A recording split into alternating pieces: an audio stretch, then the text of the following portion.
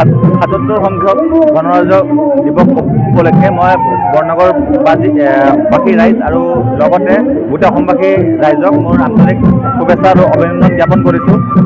আজিৰ এই দিনটো যাতে সকলোৰে খুব ভালে যাওক তাৰে কামনা কৰিছোঁ আৰু আমি সকলোৱে যাতে আমাৰ সংবিধানৰ প্ৰতি আমাৰ দায়িত্বখিনি যাতে আমি সকলোৱে পালন কৰিব যাওঁ তাৰে আহ্বান জনাইছোঁ। আজি আমাৰ যোৱাকালি আমাৰ আৰ্ট কম্পিটিশ্যন আছিল। আজি আমাৰ মাৰ্চ পাষ্ট শেষ হোৱাৰ পাছত এতিয়া আমাৰ কালচাৰেল প্ৰগ্ৰাম চলি আছে। ইয়াতে 10-15টা টিম আমাৰ সৰ্বক এলেকাৰ ইয়াতে পাৰ্টিচিপেট কৰি আছে, আপোনালোকে দেখি আছে। আজিলৈকে বিদেশ পতাকা উত্তোলনত উপস্থিত আছোঁ, এখনো মিছ কৰা নাই। কিন্তু কথা হৈছে কি, ক্ৰমে ক্ৰমে মানুহৰ আস্থাটো কমি নাহি আহিছে। স্বাধীনতাৰ যিটো উৎসৱ, সেই উৎসৱ মুখতটো কমি আহিছে। যেনে সৰুতে এনেকৈ যোৱা বছৰ যিমান উপস্থিত আছিল, আজি আধা। ইয়াৰ কাৰণ হৈছে কি, যে বৰ্তমান যিখন মোদী চৰকাৰ আহিছে, এই মোদী চৰকাৰে গান্ধী বিৰোধী লাগি গৈছে নহয়। যি গান্ধীয়ে স্বাধীনতা উপাৰ্জন কৰিছিল তাৰ বিৰুদ্ধে সংবিধানখন বদলাব ওলাইছে। সেইকাৰণে বোধহয় মানুহৰ মাজত ক্ৰমে ক্ৰমে আস্থাটো কমি আহিছে। কিন্তু কথাটো হৈছে কি, আমাৰ কৰ্তব্য আমি সংবিধানখন ৰক্ষা কৰিবই লাগিব।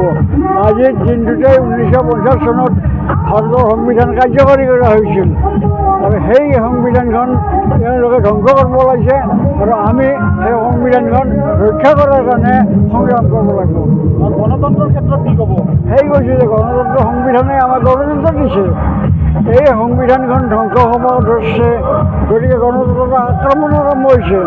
আজি গণতন্ত্ৰৰ আক্ৰমণ খোলাখুলিভাৱে প্ৰধানমন্ত্ৰীয়ে সাম্প্ৰদায়িক বক্তব্য ৰাখে, মুখ্যমন্ত্ৰীয়ে সাম্প্ৰদায়িক বক্তব্য ৰাখে।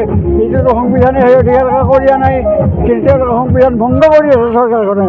কিন্তু আমাৰ দেশবাসীৰ কৰ্তব্য হৈছে সংবিধানখন ৰক্ষা কৰা। প্ৰথমটো গণতন্ত্ৰ দিৱস আপুনি দেখা পাইছিলে, কেনেকুৱা আছিলে? প্ৰথম দেখা পাই নাই, মই অংশগ্ৰহণ কৰিছোঁ।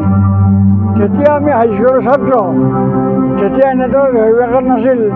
গতিকে হাইস্কুলৰ পতাকা উত্তোলনৰ পিছতে আমি গান্ধী আৰু সন্মুখত গৈছিলোঁ প্ৰথমটো। আৰু 50 চনৰ পৰা আজিলৈকে মই প্ৰত্যেকখন গণৰাজ্য দিৱস আৰু স্বাধীনতা দিৱসত উপস্থিত আছোঁ। গতিকে সেই সময়ত যিটো উৎসাহ, সেইটো এটা কমি আহিছে। দেখি যায় এতিয়া দেখা পোৱা যায় যে বয়সস্থ মানুহ নাই।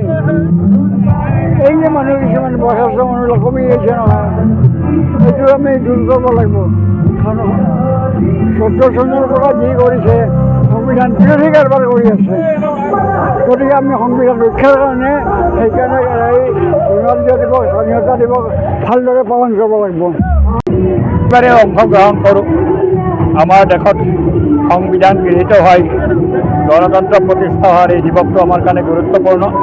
আজি যদিও আমাৰ সংবিধানৰ প্ৰতি আক্ৰমণ আহিছে, গণতন্ত্ৰ বহু পৰিমাণে বিপন্ন, তথাপি গণতন্ত্ৰ ৰক্ষা কৰাৰ কাৰণে এই দিৱসৰ এটা তাৎপৰ্য আছে আৰু সেই তাৎপৰ্য সন্মুখত ৰাখি মই প্ৰতিবাৰে এই পতাকা উত্তোলনৰ কাৰ্যসূচীত উপস্থিত থাকোঁ। আশা ৰাখিছোঁ এতিয়া আমাৰ দেশৰ গণতন্ত্ৰ সুৰক্ষিত হৈ থাকিব, সংবিধান সুৰক্ষিত হৈ থাকিব। এইটোৱেই হৈছে